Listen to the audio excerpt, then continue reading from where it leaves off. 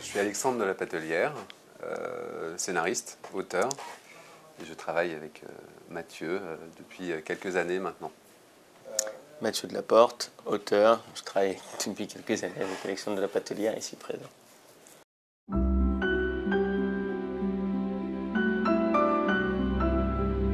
Le principe, c'est qu'on écrit des histoires.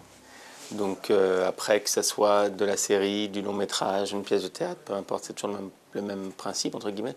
C'est écrire une histoire avec un début, un milieu, une fin. On commence en général par faire un traitement d'une dizaine de pages non dialoguées. Et petit à petit, on structure cette histoire, ce chemin de fer, pour en faire une histoire de plus en plus dense. Et on finit par la dialoguer pour arriver à un scénario.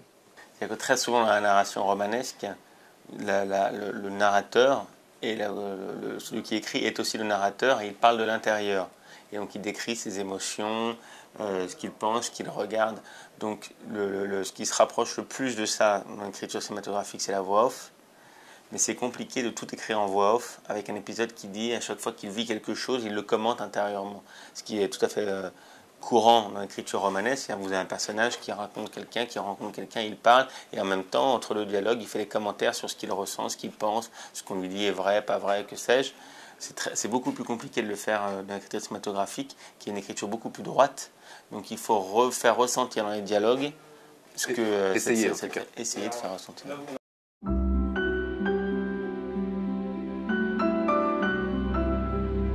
On saute de joie, ensuite on a peur.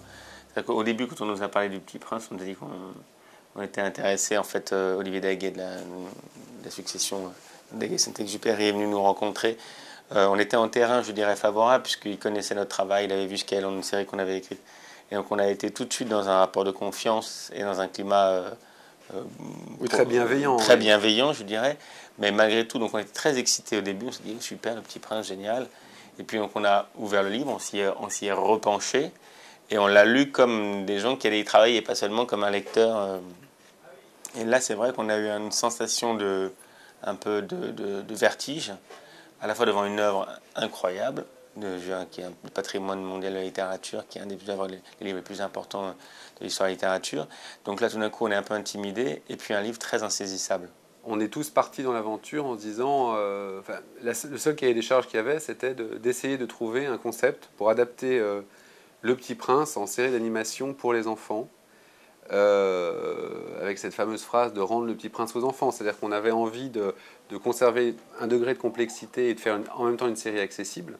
Mais on ne savait pas. C'est-à-dire que le fait de travailler sur, au fond, une suite, une variation qui est une suite des nouvelles aventures, c'est pas du tout. C'est pas une idée qui a préexisté à l'adaptation. Au début, on s'est retrouvé juste avec ce petit bouquin qui est un petit bouquin effrayant en fait pour des adaptateurs, à essayer de le décortiquer, de le désosser, de le lire à l'endroit, à l'envers, et essayer de trouver une clé pour l'adapter, pour que ça soit juste.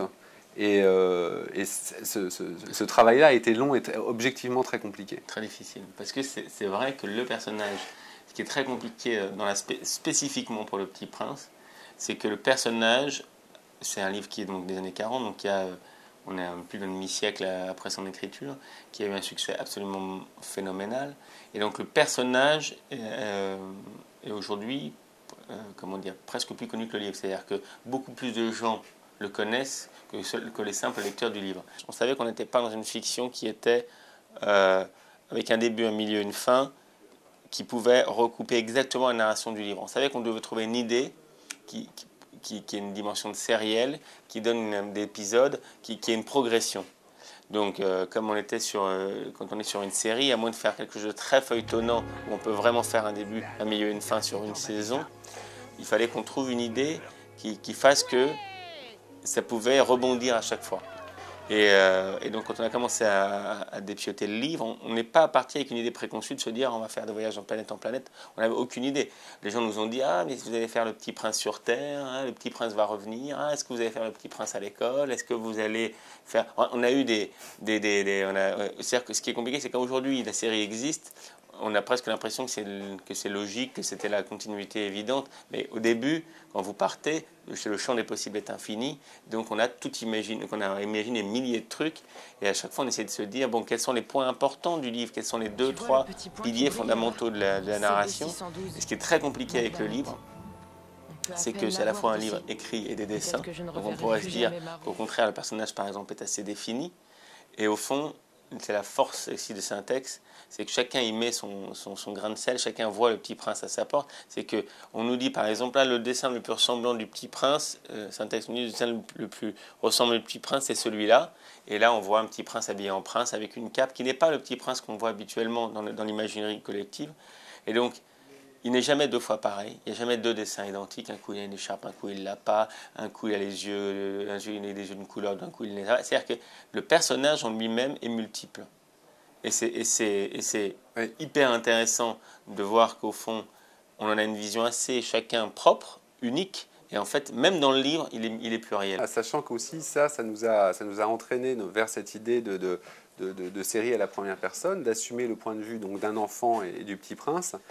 Et après, comme on ne voulait pas justement mettre les pieds dans des chaussures qui sont un peu trop grandes, qui sont celles de Saint-Ex, et qu'il y avait cet appel à l'imaginaire, c'est un livre qui est une célébration de l'imaginaire des enfants, qui se mettent quand même une casserole sur la tête et qui ont l'impression d'être un roi.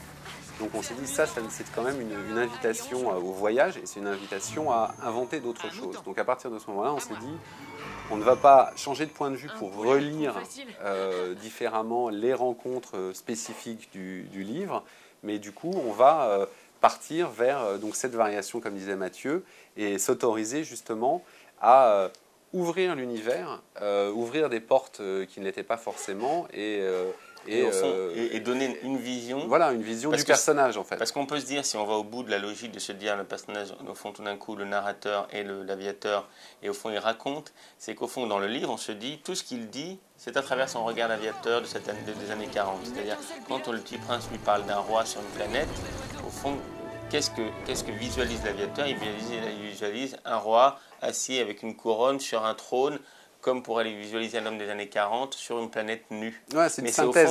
C'est au fond une synthèse, une vision d'adulte de ce que lui raconte le Petit Prince. Et nous, on lui dit, mais si ça, on disait, ça se trouve, c'est pas du comme tout ça.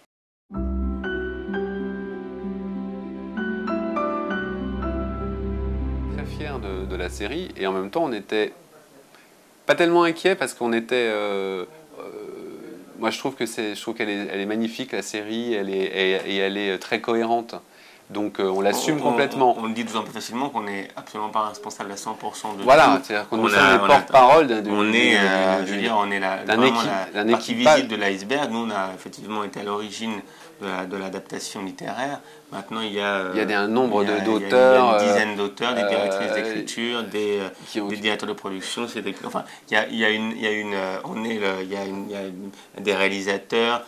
C'est franchement été un travail colossal avec des dizaines et des dizaines de personnes qui ont travaillé dessus. Donc nous, on aurait pu à l'arrivée être déçus. Ça nous est arrivé dans notre vie d'écrire des choses et d'être déçus par le résultat. Il se trouve que nous, on a été enchantés par le résultat. On trouve que la série elle est très réussie. Maintenant, on s'est dit, nous soyons honnêtes, notre parti pris de départ, c'est une variation.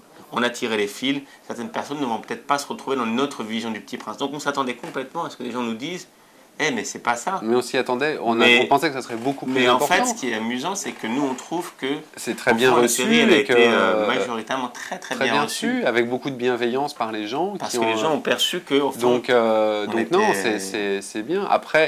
Après, nous, justement, ce qu'on voulait pas faire, c'est tenter de faire une adaptation, je dirais une adaptation synthèse. Qui aurait plu à tout le monde, donc qui en général, donc au fond n'aurait plu à personne, puisque qui aurait été vraiment une lecture très littérale de l'œuvre, ce qui est impossible, ça n'a pas de sens. L'œuvre, elle est trop complexe. Les gens qui ont peur qu'on trahisse l'œuvre ont toujours l'œuvre. C'est ça qui est c'est un truc intéressant, c'est que c'est marrant de voir que c'est pas parce que vous allez faire un film ou un dessin animé de la Bible que la Bible ne sera plus là. Si vous voulez lire la Bible est là. Si vous voulez faire une adaptation de Chevalier de la Table Ronde, si vous voulez faire le Peter Pan, il y a des dizaines de variations. Je pense qu'il y aura dans les 10, 20, 30 prochaines années d'autres films ou pour séries nous, sur le Petit Prince. C'est vraiment à l'image des contes, et c'est une tradition qui est une tradition littéraire très ancienne, je veux dire.